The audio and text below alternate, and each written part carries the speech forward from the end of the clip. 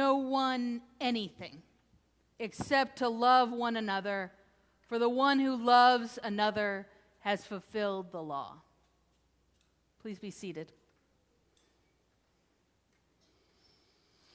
I want to talk about what we owe each other. What we owe our neighbors, what we owe any human being we meet. What we ought to do. What we owe them. But first I want to talk about aunts and uncles. Do you have somebody in your life, or do you remember somebody in your life who you called aunt or uncle even though they weren't related to you? Somebody who was a friend of your parents maybe, and so they got aunt or uncle status. I know that I had plenty of them, and I am now an aunt to many children to whom I'm not related.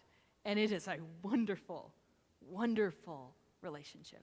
I love that connection you can have with people that feel like family that aren't really family.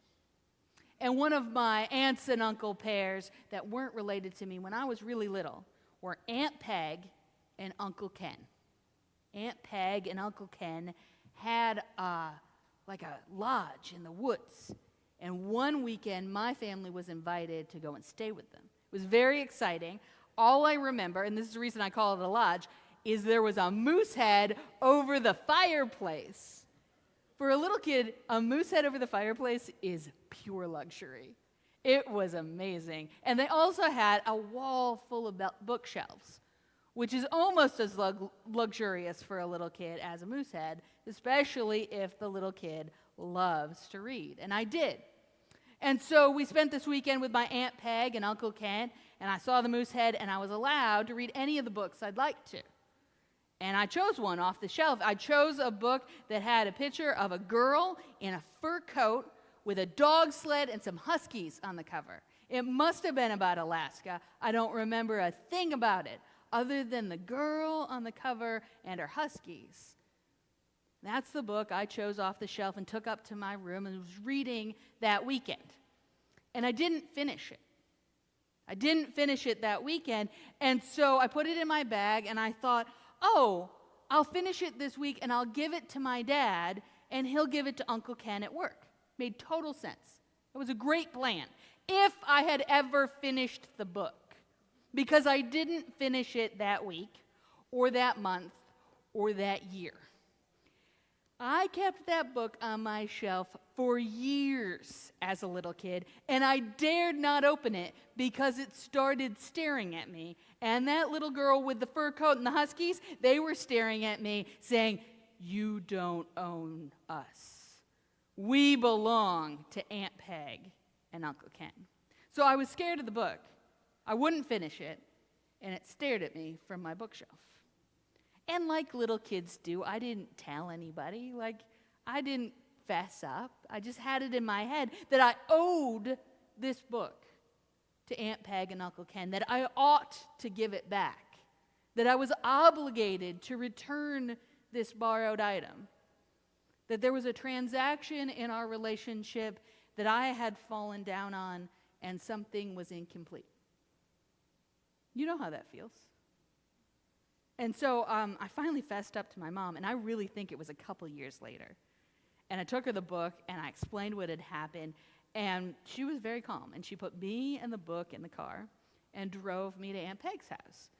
And she kind of pushed me out the car door, and I went in and knocked on the door, and Aunt Peg answered the door, and I handed her the book, and I started weeping.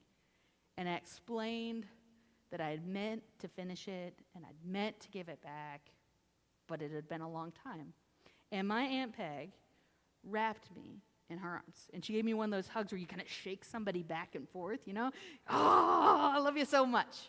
And she whispered into my head, "You could have just kept the book. I love you." The kind of love where you get shaken back and forth and somebody whispers into your head, "Oh, that is love that is worth more than anything." I felt like there was an unfinished thing in our relationship, and I felt horrible about it, that I owed my Aunt Peg and Uncle Ken something. And when I paid that back, when I paid my debt, when I gave them what I felt that I owed them, she returned love. The kind of love that shakes you and whispers into your hair. The kind of love that's worth more than anything in the world. So what do we owe our neighbors? What do we owe every human being that we meet? And Paul says that we don't really owe them anything. Just love. Just love. Well, just love. There are plenty of things that we feel like we owe other people in our relationships. And it might not be a book, but if you borrow somebody's lawnmower, you know you have to return it, right? If somebody offers to loan you some money to help with the down payment on a car, they expect you're going to pay it back. If you go out to dinner with friends and they pick up the check at the restaurant, don't you do the math in your head and go, okay, next time I'm going to pick up the check. And if somebody invites you over to their house for a barbecue, you think, okay, oh, maybe I should invite them over to my house. We're always like doing the math on our relationships. Even with little kids, if we send them a gift, their parents make them write a thank you note. And you can tell it's a grudging thank you note when it comes back one line, that they've been forced to write their birthday thank you notes. There are all sorts of things that we ought to do in our social relationships. It's kind of made up rules that say, if I send you a gift, you send me a thank you note. If I pay for dinner tonight, you pay for it next week. We're always doing these equations about what we owe each other and how a transaction can be complete. And in Paul's time, they had so many more equations to do. They had so many more rules about their social relationships and how debts were repaid and how honor was earned, and everybody was doing the math all the time about what you owed your coworkers and your neighbors and your friends and the stranger on the street. And in the face of all those rules, all those thank you notes, all those picked up checks, the lawnmower that's still in your shed, Paul says you don't owe your neighbor anything except love. And if you truly love your neighbor, then everything else falls into place. All the things that you owe them socially, nothing compared with love. All the things that you might do to someone you didn't love, you'd never do to someone you did love. And so Paul says to every human being, our debt is love. And he's not using a small L for that love. He's using the big capital letter L, love. Because this is not talking about surface niceness or Valentine love. Paul is saying that the love that holds creation in being is what you owe to your neighbor. The love that is the very essence of God, who is love, is what you owe to every human being you encounter. And so instead of being some sort of sale where you don't have to write thank you notes, Paul is saying you actually owe everything. The only thing that has power and worth in this life, that is what you owe to every human you encounter. And I think it's too much. Because I can't create love or make love grow or control the love that courses through me. I have no real control over the big capital L love in my life. And neither do you. And the way we know that is grief. When we lose someone we love, whether because they've gone on to the greater life or because they moved across the world, we know how it feels when the love that courses through us loses its object, when we can't show that love to the beloved anymore. You know how it feels. It rips you apart. It disorders your life. I end up eating chicken wings at 2 a.m. when I'm really sad. Grief shows us the power of love and how that we can't control it. We can't manufacture more love. And we can't stop it when it's flowing. So this power that comes only from God, that holds everything in being, that is God's essence itself, that is what we owe everyone we meet. There are lots of people in our life that it's easy to love. And that is grace. That is beautiful. That's the best part of the human experience. But there are lots of people that we don't even really know. And there are lots of people that we don't really like. And there's lots of people that maybe hurt us or told a lie about us or did us wrong. There are lots of people that we might find unlovable. So what are we as Christians who really believe what we're being told today, that all we owe our fellow human beings is capital L love?